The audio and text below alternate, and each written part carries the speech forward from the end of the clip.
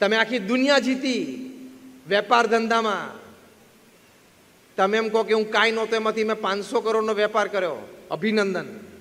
5000 કરોડનો કર્યો, વિશેષ અભિનંદન. પણ ઘરે પરિવારમાં તમે સમસુરતભાવ એકતા ન સાચવી શક્યા તો ઓવરઓલ તમારી છાતી ઉપર સિક્કો વિનરનો નહીં લાગે, લૂઝરનો લાગશે. તમે જીવન હારેલા છો, જીતેલા નથી.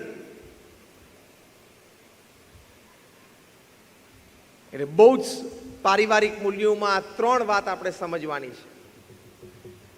એમાં પહેલી વાત આપણે સમસુરતભાવ એકતાની પરિવારમાં એ ભાવનાઓ આપણે જોઈ. આ વાત કરી કે પતિ પત્ની એકબીજાને સારી રીતે સમજે. હવે આમાં તમને ચોરીમાં કોઈએ બાવડું પકડીને બેસાડેલા, કોઈ તમને ટીંગા ટોળી કરીને લઈ ગયેલું હોય તો કોઈક આંગળી ઊંચી કરજો.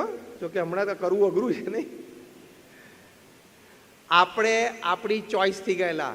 Was the choice yours? Tell me yes or no. Again, was the choice yours? Yes or no? You should abide by your choice. લગ્ન કરવા માટેનું પાત્ર તમારી ચોઈસ હતી, હા કે ના? તો એ ચોઈસને નિભાવવી, એ ચોઈસ મારી હતી એટલે મારે એ ચોઈસને પ્રામાણિક રહેવું એ મનુષ્યનું ગૌરવ છે. Do you agree with me or not? એ ગૌરવ સાથે આપણે જીવવું પડે કે ચોઈસ મારી હતી, મેં જે તે સમયે ચોઈસ કરી હતી, પછી તો નિભાવવાનું. પ્રમુખ સ્વામી મહારાજ એક બહુ જ સરસ સલાહ આપતા, કારણ કે એમને એમના જીવનમાં જે જન સમાજ,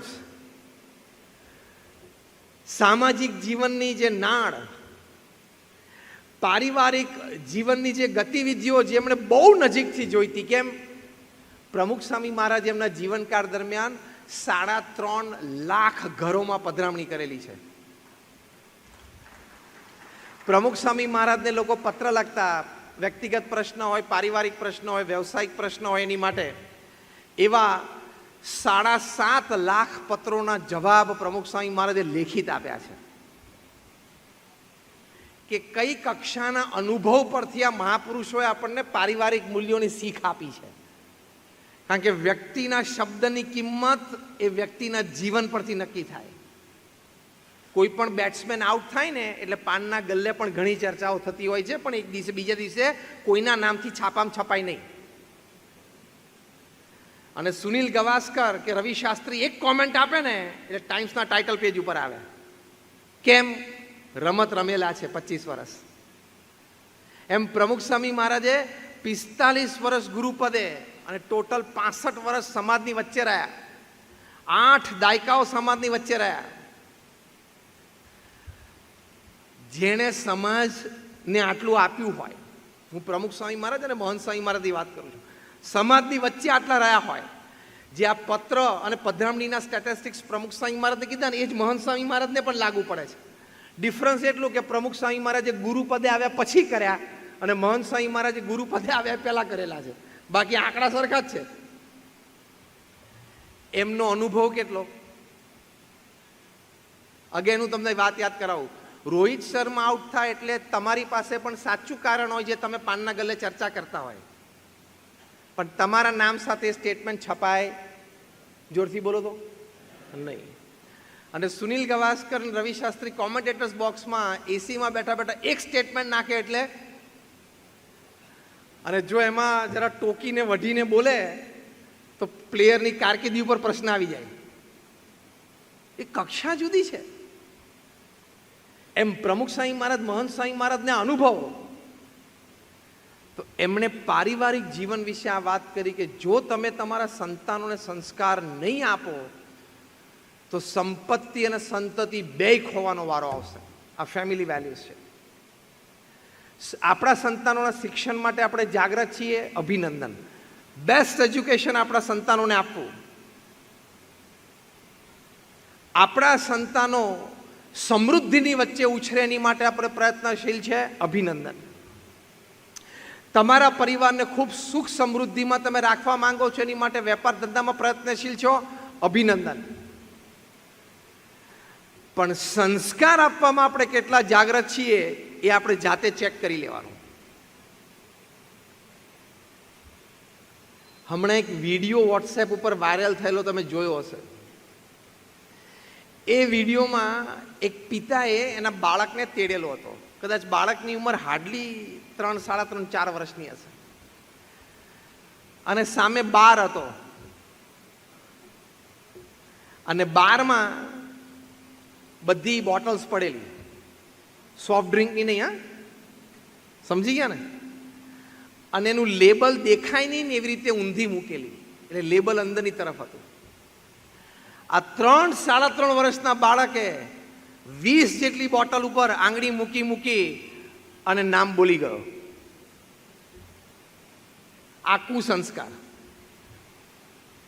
આની સામે લગભગ 15-20 દેવી દેવતાઓના ફોટોગ્રાફ મૂક્યા હોય તો આ બાળક નામ બોલી શકશે? એવું શીખવાડ્યું છે. અને એમાં પાછા માતા પિતા ગર્વ લે.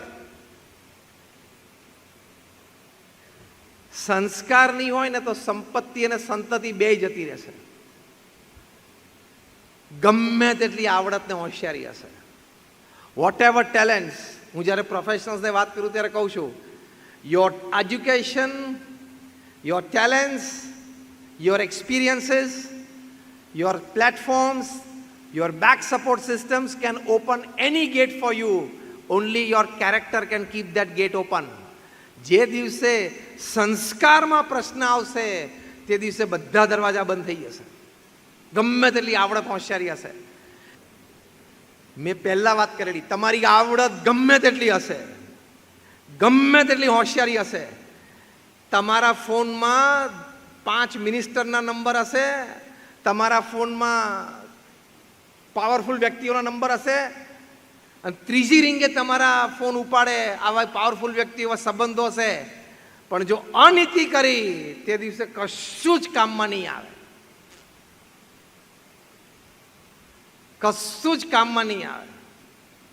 એટલે આપણા સંતાનોને પરિવારમાં જે આપણી વાત છે ફેમિલી વેલ્યુઝમાં નાનપણથી શીખવાડજો, બેટા અનીતિનું ન લેવાય.